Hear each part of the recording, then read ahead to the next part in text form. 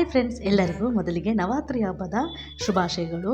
ಇವತ್ತಿನ ವಿಡಿಯೋದಲ್ಲಿ ಇನ್ನು ನವರಾತ್ರಿ ಪ್ರಾರಂಭ ಆಗಿರೋದ್ರಿಂದ ನಾನು ಒಂದು ಸಿಹಿ ಪದಾರ್ಥನ ತೋರಿಸ್ತಾ ಇದ್ದೀನಿ.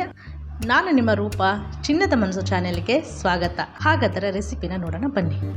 ಮೊದಲಿಗೆ ಒಂದು ಬೌಲ್ ತೊಗೊಂಡು ಬೌಲ್ಗೆ ಇಲ್ಲಿ ನಾನು ಬಾಂಬೆ ರವೆ 3 ಕಪ್ಪನ್ನು ತೊಗೊತಾ ಇದ್ದೀನಿ. ಫ್ರೆಂಡ್ಸ್, ಯಾರ್ಯಾರು ನನ್ನ ಚಾನಲ್ ನೋಡ್ತಾ ಇದ್ದೀರಾ ಅವರೆಲ್ಲರೂ ದಯವಿಟ್ಟು ನನ್ನ ಚಾನಲನ್ನು ಸಬ್ಸ್ಕ್ರೈಬ್ ಮಾಡ್ಕೊಳ್ಳಿ. ಹಾಗೆ ಪಕ್ಕದಲ್ಲಿರೋ ಬೆಲ್ ಐಕಾನ್ನ ಕ್ಲಿಕ್ ಮಾಡಿ. ಈಗ 3 ಕಪ್ ಬಾಂಬೆ ರವೆಗೆ 3 ಕಪ್ಪು ಇಲ್ಲಿನ ಹಾಲನ್ನು ನಾನು ಹಾಕ್ತಾ ಇದ್ದೀನಿ.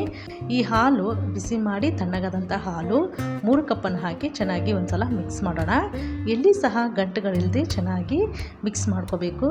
ನೋಡಿ, ಈ ಥರ ಚೆನ್ನಾಗಿ ಒಂದು ಸಲ ಮಿಕ್ಸ್ ಮಾಡಿ ಇದನ್ನು ನೆನೆಯೋಕ್ಕೆ ಒಂದು 10 ನಿಮಿಷಗಳ ಕಾಲ ತಟ್ಟೆಯನ್ನು ಕ್ಲೋಸ್ ಮಾಡಿ ಸೈಡ್ಗೆ ಎತ್ತಿಟ್ಕೊಳ್ಳೋಣ. ನಂತರ ಒಂದು ಮಿಕ್ಸಿ ಜಾರನ್ನು ತೊಗೊಂಡು ನಾವಿಲ್ಲಿ 3 ಕಪ್ ಬಾಂಬೆ ರವೆಗೆ ಅರ್ಧದಷ್ಟು 1.5 ಕಪ್ ಸಕ್ಕರೆಯನ್ನು ತಗೊಳ್ಳೋಣ. ನಂತರ ಇದಕ್ಕೆ ಒಂದು 4 ಏಲಕ್ಕಿಯನ್ನು ಸೇರಿಸಿ ಚೆನ್ನಾಗಿ ಫೈನಾಗಿ ಗ್ರೈಂಡ್ ಮಾಡ್ಕೊಳ್ಳೋಣ. ನೋಡಿ, ಈ ಥರ ಸಕ್ಕರೆನ ನೈಸಾಗಿ ಪೌಡ್ರ್ ಮಾಡಿಕೊಂಡು ಸೈಡ್ಗೆ ಎತ್ತಿಟ್ಕೊಳ್ಳೋಣ. ಈಗ ಒಲೆ ಮೇಲೆ ಒಂದು ಕಡಾಯಿ ಇಟ್ಟು ಕಡಾಯಿ ಬಿಸಿಯಾದ ನಂತರ ಅದಕ್ಕೆ 3 ರಿಂದ 4 ಸ್ಪೂನಷ್ಟು ತುಪ್ಪವನ್ನು ಹಾಕ್ಕೋಬೇಕು. ತುಪ್ಪ ಬಿಸಿಯಾದ ನಂತರ ಗೋಡಂಬಿಯನ್ನು ಹಾಕಿ ಚೆನ್ನಾಗಿ ಗೋಲ್ಡನ್ ಕಲರ್ ಬರೋವರೆಗೂ ಫ್ರೈ ಮಾಡ್ಕೊಳ್ಳೋಣ.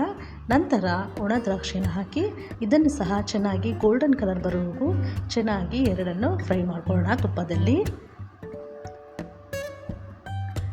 ಈಗ ಎರಡು ಚೆನ್ನಾಗಿ ತುಪ್ಪದಲ್ಲಿ ಗೋಲ್ಡನ್ ಕಲರ್ ಬರೋವರೆಗೂ ಚೆನ್ನಾಗಿ ಫ್ರೈ ಆಗಿದೆ. ಈಗ ಇದನ್ನು ಸೈಡ್ಗೆ ಒಂದು ತಟ್ಟೆಗೆ ಎತ್ತಿಟ್ಕೊಳ್ಳೋಣ.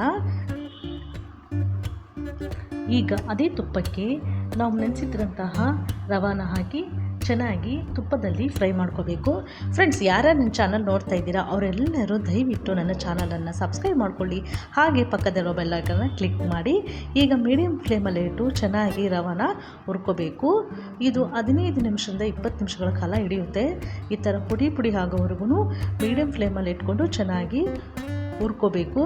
ನೋಡಿ, ಈ ಥರ ಚೆನ್ನಾಗಿ ಪುಡಿ ಆಗಬೇಕು. ಈಗ ರೆಡಿಯಾಗಿದೆ. ಗ್ಯಾಸನ್ನು ಆಫ್ ಮಾಡಿ ಕಡಾಯಿನ ಕೆಳಗಡೆ ಇಟ್ಕೊಳ್ಳೋಣ. ಇದಕ್ಕೆ ಶುಗರ್ ಪೌಡರನ್ನು ಹಾಕಿ ಚೆನ್ನಾಗಿ ಮಿಕ್ಸ್ ಮಾಡಬೇಕು. ನೀವು ಎಲ್ಲ ತರಹದ ರವೆ ಲಡ್ಡನ್ನು ಟ್ರೈ ಮಾಡಿರ್ತೀರಿ. ಒಂದು ಸಲ ನಾನು ಹೇಳಿದ ಮೆಥಡಲ್ಲಿ ಮಾಡಿ ಈ ಥರದ ರವೆ ಲಡ್ಡನ್ನು ಟ್ರೈ ಮಾಡಿ. ತುಂಬಾ ಚೆನ್ನಾಗಿರುತ್ತೆ. ಇದನ್ನು ನಾವು ಒಂದು ವಾರದ ಕಾಲ ಸ್ಟೋರ್ ಮಾಡಿ ಇಟ್ಕೋಬೋದು. ಮಕ್ಕಳಿಗಂತೂ ತುಂಬ ಇಷ್ಟಪಟ್ಟು ತಿಂತಾರೆ.